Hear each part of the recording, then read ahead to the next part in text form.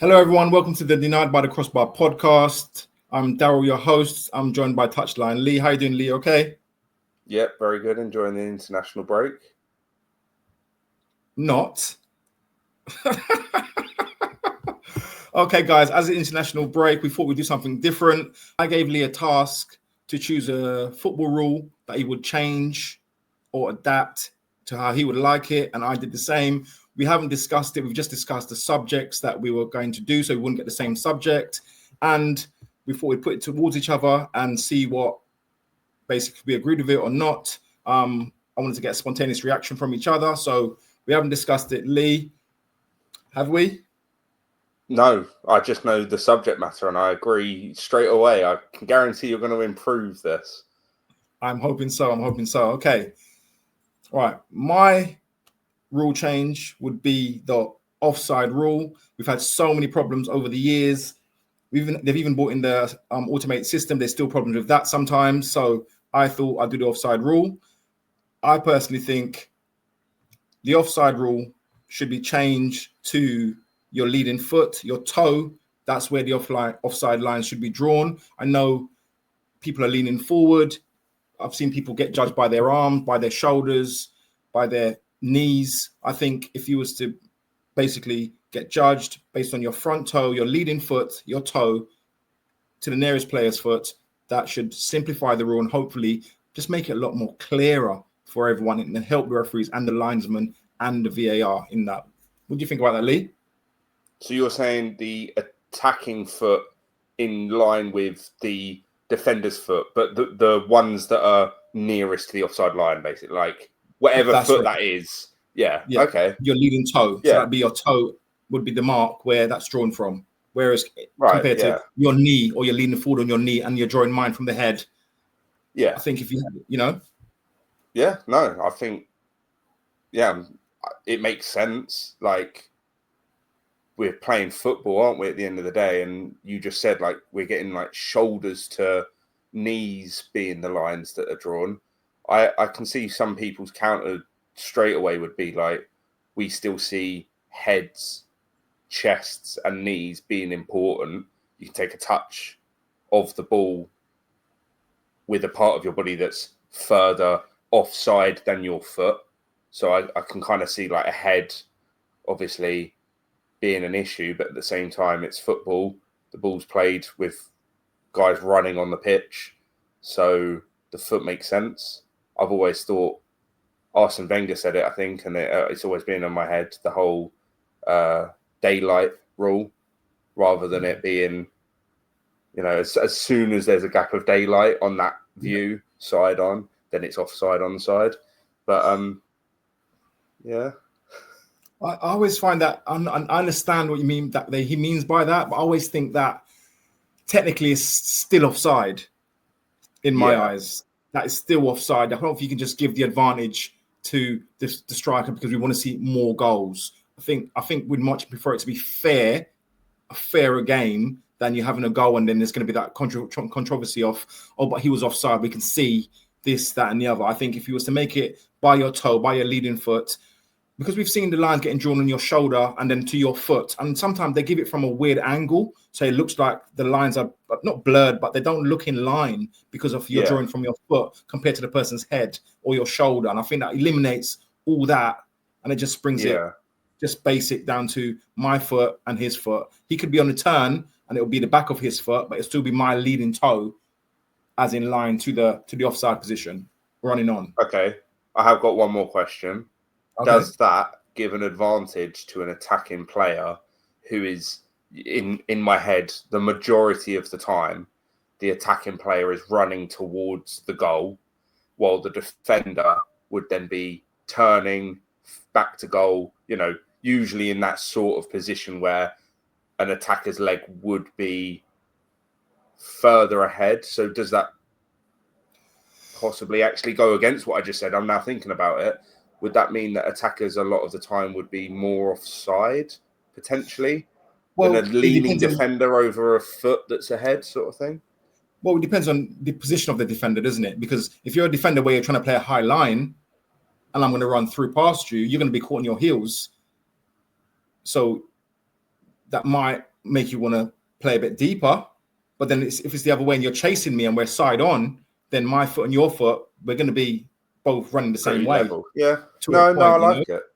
Yeah. So I feel that we've had so many offside problems. Luis Diaz in the latest massive disaster that they all got wrong. I think that will just clarify and just make it a lot simpler. Like I said, I've seen them drawing them from the shirt arms, these lines. I was going to say, I think then like the consistency is you're not drawing it from an armpit.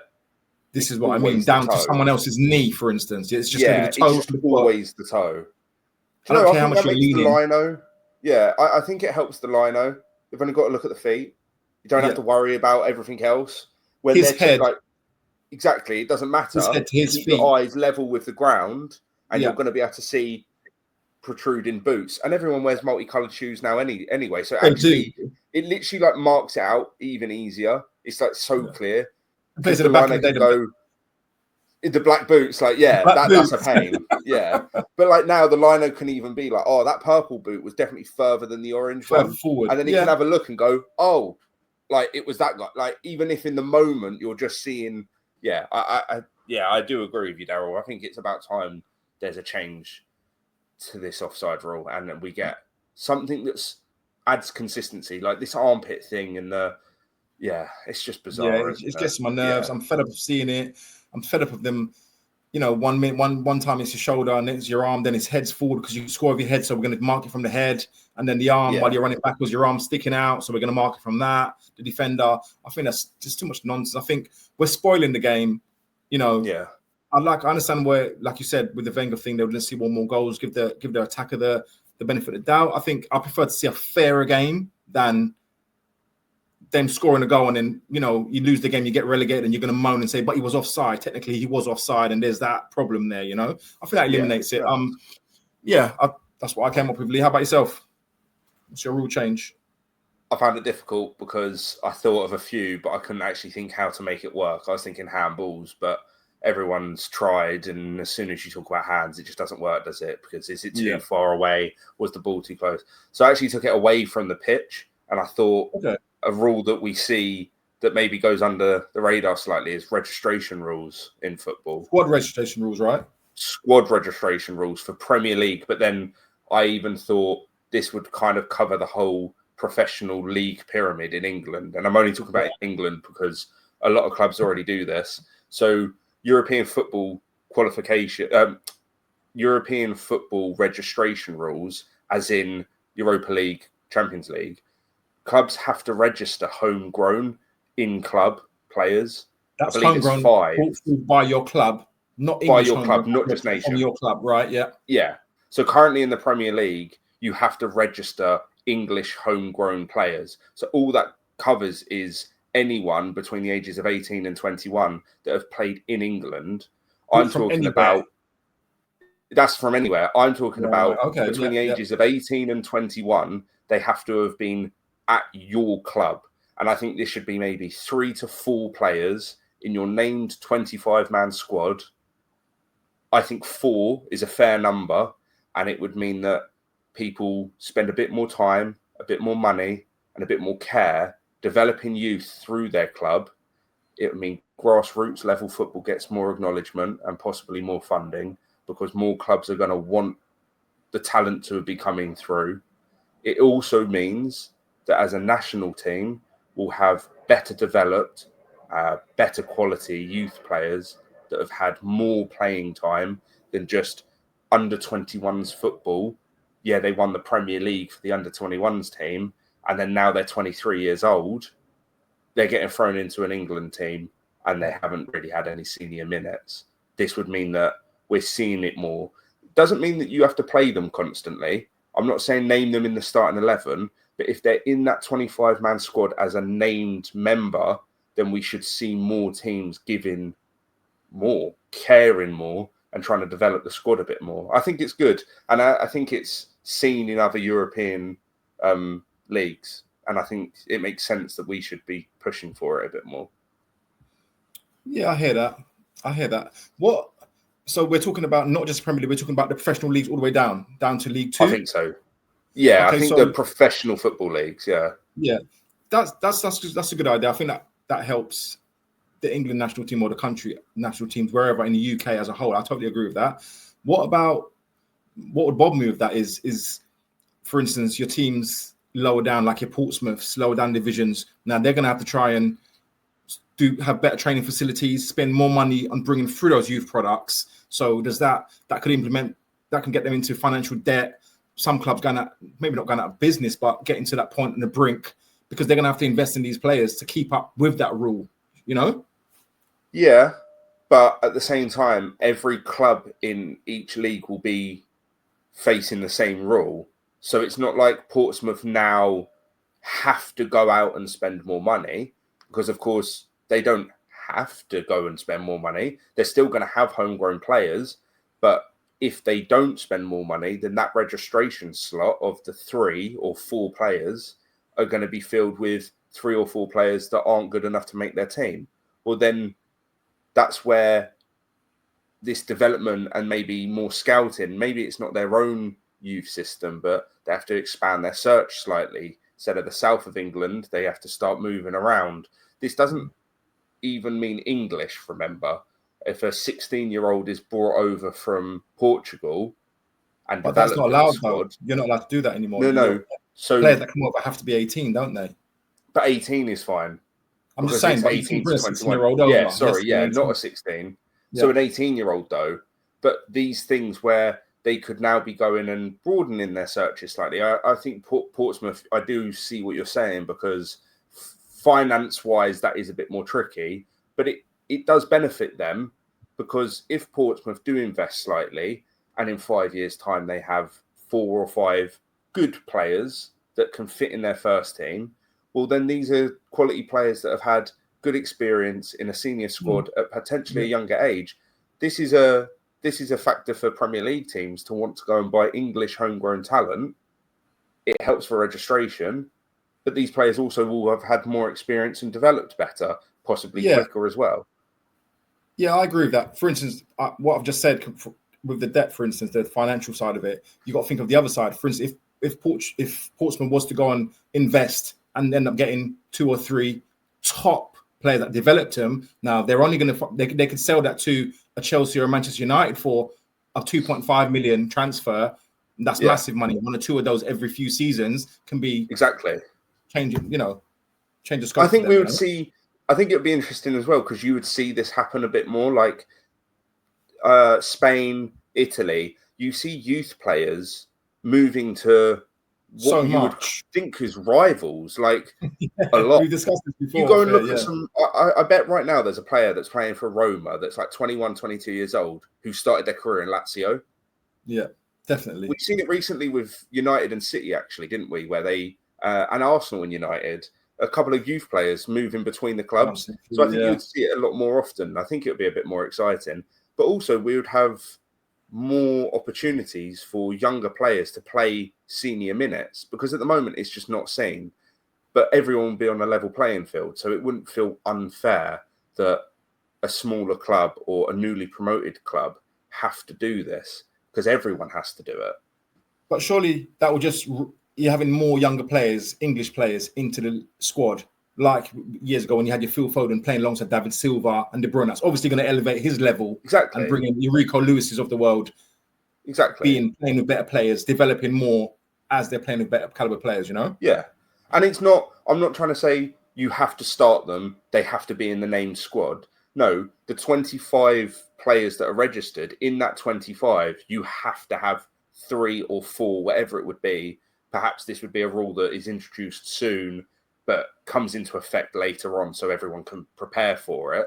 Whether that's maybe on a rolling basis. So in 2 years, it's 1. In 3 years, it's 2. 4 years, it's 3. Like, however that would work.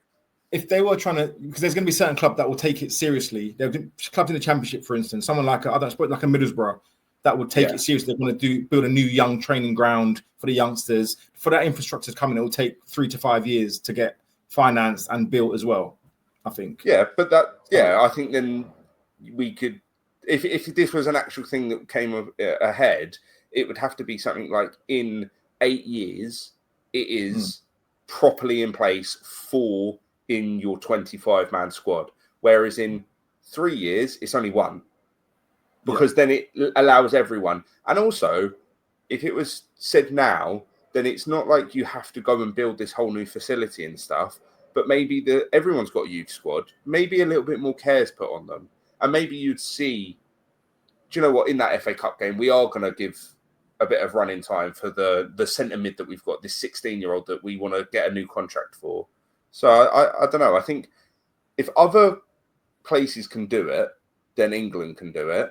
And the big clubs in England have to register homegrown players for European football. If they don't, they just lose that slot. So just take the slot away. It's 25 with 4. So if you can't register 4, you only get to name 21.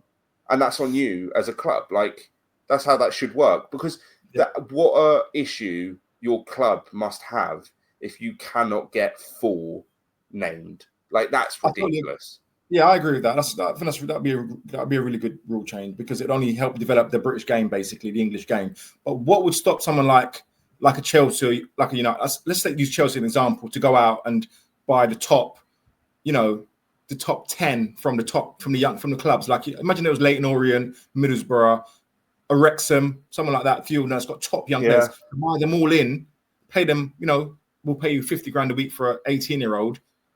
Per week wages, and they'll just literally within a few years become all homegrown to Chelsea. That's the problem. Yeah, I mean, they can do that now, obviously, can't they? Like, they're doing it now. That is something that they do now. Yeah. But with this, it would really, really hinder Wrexham, who say have this brand new great player come through. I mean, why not put wage caps on youth players and stuff like that? That mean that teams can't just go and grab whoever they want. If we put caps on it, but then there's pros and cons to it, isn't there? You put a cap on a youth player, but their contract then runs out, so they leave, or you're then demanding a lot of money for. But I think like capping wages on these players could be good. It humbles them slightly, doesn't give a massive ego boost to the named registered players in City, United, Liverpool compared to Borough, Portsmouth, Wrexham sort of thing. But I don't know. Yeah, I think it would be good. And I think in a long term, it would massively benefit the English pyramid, because you can see it in other places where it works. Yeah, no, I think that's a really good rule change. For instance, I know at Liverpool, the under-18s, they're not allowed to drive a certain car that's worth a certain amount of more money. You can't drive a car that's worth more than 10 grand. So you can't have your 18-year-old driving in with a Rolls Royce. It just doesn't happen. Your Memphis Depay type of thing. You know what I mean? That wouldn't be happening. You got, and there's a wage cap. If you're 18, you can't earn a certain amount of wage. Whereas we know that other big clubs are using the wage structure to, I'm going to pay you this to come over. I can't try, when you're 16, 17, you can't pay a transfer fee, but we can offer you this much. Yes, when you're 18, of money. That's the problem. Yeah. So a wage cap would be good. That would be interesting, just not for all the clubs, because I think that's unfair when it comes to your income. So it's hard to gauge where you are with that. But I think for the youngsters, that would be really good. I think that'd be quite a good rule change, to be honest. And it would just benefit the game, the British game, the English game as a whole, Yeah. Yeah. No, I think you'd see a change in a handful of years. Like at the moment, I think like a real good example is England at the moment and a left back. We seem to not have there's one, Lewis Skelly is our left back for England. But if this was in place, it wouldn't be every club has left backs, obviously, because it could be a goalkeeper, a striker, and a midfielder or whatever. But we would definitely have more left backs further developed in their career in 10 years' time. Like you just would, because the rule of averages is you would have a couple of fullbacks for a fair few teams. So I think it would help national teams. It wouldn't just help the England national team, of course, because this doesn't mean they have to represent England to be homegrown in a club. We would see youth players be developing from all around the world in English Premier League, which helps that structure as well. So I don't know. Yeah, there's obviously going to be issues with it, and I can see pros and cons to it. Yeah, I can definitely see the pros to it. For instance, you got to think, if you're bringing these players through and they're coming for a higher caliber, you're paying out now, but you could be saving yourself 100 million down in 5 years' time. You're seeing what youngsters are going for. We saw, not be funny, a few years ago, Jadon Sancho, 70-odd million. And he was up 22. Now you're getting 18-year-olds moving for crazy prices, ridiculous money. Yeah. So that I really like that. That's quite a good one. That's out the box, that one, thinking about the squads. But that's really good. I like that. Yeah, no, I think it would be interesting because if you could like project it and see what football would look like in 10, 15 years, I actually think it would be quite interesting. It would be weird because you would see like, you probably see longer term players as well, which seems to die out a lot more now. We don't see players stay at a club for a long time, but I think this would like put a bit more emphasis on teams wanting them to stay and put an effort in to keep them. Exactly. Because obviously this doesn't mean they have to be 18. Curtis Jones at Liverpool is homegrown at Liverpool. So he would tick the box there. So it does, I'm not saying they have to be a certain age. They just have to be homegrown. So like James Milner's homegrown at Leeds. So Leeds would actually have an interest, wouldn't they? Yeah, of course. Of course. Yeah. Like, yeah. I don't know. I just think it's already a rule for European qualification, registration. So it's not like a weird idea for all of these clubs because they're all doing it already. So many of the big clubs are already doing it. It's just getting it all the way down the pyramid, sort of thing. Yeah, I actually think it's a bit strange that the UEFA have put this into place, and our own countries, our own league haven't put it into place. I thought it would be the other way around. We'd have put it into place, and UEFA are more like, we're not really bothered as long as you've got enough players in your squad, it should be okay. So they're obviously thinking on that wavelength to think, right, you've got to have a certain amount of players from your club trained at your club coming through, which obviously only helps your club, long term. Yeah. No, I like both the rules. I think both should be in place. Let's write them into the FA League. Let's see what we got. I'll send them over and see what they say. No, I think you have to be over 65 years old to be on that panel. Yeah, I bet you're more like 75. But yeah, I really enjoyed that, Lee. Guys, thank you so much. Thank you very much, Lee, for your adaptation of that rule. Yeah, I liked yours as well. That was good. Yeah, thanks, man. Thank you. Guys, thank you so much for tuning in. Let us know in the comments, would you change the rules? What did you think of my rule change with the offside, with the toe as your foot, your leading foot, with Lee's squad registration rules to literally help football as a whole, probably save money in the long term after you spent out. But yeah, let us know in the comments, guys, what you think. Thanks for tuning in, and we'll catch you on another episode of Denied by the Crossbar podcast. Thanks, guys. Like and subscribe, please. Thanks.